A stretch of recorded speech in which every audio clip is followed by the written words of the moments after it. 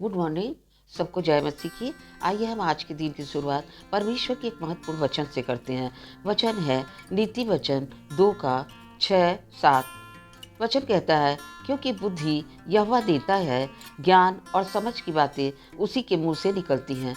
परमेश्वर का वचन यहाँ कहता है, क्योंकि बुद्धि यहोवा ही देता है। परमेश्वर का भय मानना ही बुद्धि का मूल है, ऐसा वचन में लिखा है। जो लोग परमेश्वर से डर में चलते हैं, परमेश्वर के भय में चलते हैं, परमेश्वर उन्हें बुद्धि, ज्ञान और समझ देता है। क्योंकि वचन में यहाँ लिखा हुआ है, ज्ञान और समझ की बातें उसी के मुंह से निकलती हैं। परमेश्वर के संपूर्ण शास्त्र में परमेश्वर ने जहाँ जहाँ अपने मुंह को खोला और उपदेश दिया है, सारी बातें हमें ज्ञान को बढ़ाने के लिए और समझ के लिए हैं। वचन में लिखा हुआ है कि परमेश्वर का वचन सुनने के द्वारा मूर्ख भी ज्ञानी और समझदार हो जाते हैं। आगे लिखा है वचन में, वह सीधे लोगों के लिए खरी बुद्धि रख छोड़ता है। खरी बुद्धि यानी सच्चाई पर चलना, परमेश्वर के कहे गए नियमों पर चलना, उसकी व्यवस्थाओं पर चलना, उसके कथनानुसार चलना। वचन यह कहता है, वह सीधे लोगों के लिए खरी बुद्धि रख छोड़ता है। जैसे परमेश्वर ने अय्यूब के लिए खरी बुद्धि रख छोड़ी थी, वह अंत तक इतना दुख उठाने के बाद भी परमेश्वर के साथ खराई से चलता रहा। और वचन यहाँ कहता है, जो खराई से चलते हैं उनके लिए वह ढाल ठहरता है।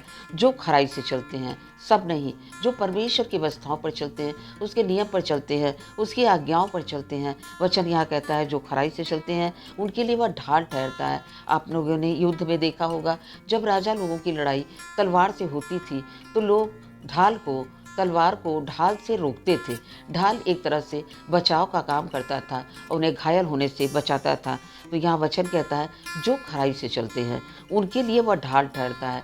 परमेश्वर हमारे लिए ये ढाल है। हमारे जीवन में उसी तलवार की तरह जब दुख, कष्ट, परेशानी, तकलीफ, बीमारी कुछ भी आती है तो परमेश्वर ही हमारा ढाल बन जाता है। हमारा शरण स्थान वह है, हमारा वह दृढ़ गढ़ है। हम उसी के अंदर छिपते हैं, हम उसी से मांगते हैं और उसी से कहते हैं, क्योंकि वह सहज से मिलने वाला संकट में परमेश्वर है। जब भी हम दुख, तकलीफ, कष्ट में होते हैं तो परमेश्वर को पुकारते हैं और परमेश्वर हमें सहजता से मिलता है। और वह यह जरूर देखता है कि हमारा यह बच्चा खराई से चलता है, हमारी कही गई व्यवस्थाओं पर चलता है, हमारे बताए गए नियमों पर चलता है, हर परिस्थिति में हमारी आज्ञाओं का पालन करता है। यह नहीं है कि जब हम सुख में रहें तो परमेश्वर की आज्ञाओं का पालन करें और जब हम दुख में आएँ तो परमेश्वर की आज्ञाओं का पालन ना करें। हमें हर परिस्थिति में परमेश्वर की आज्ञा का पालन करना है, तब वह हमारे लिए हर परिस्थिति में एक ढाल का काम करेगा, सहायक बनकर खड़ा रहेगा। हर बातों में वह हमारी रक्षा और सुरक्षा करेगा। परमेश्वर इस वचन के द्वारा आप सभी लोगों की रक्षा और सुरक्षा करे। सभी भाई बहनों को जय मसीह।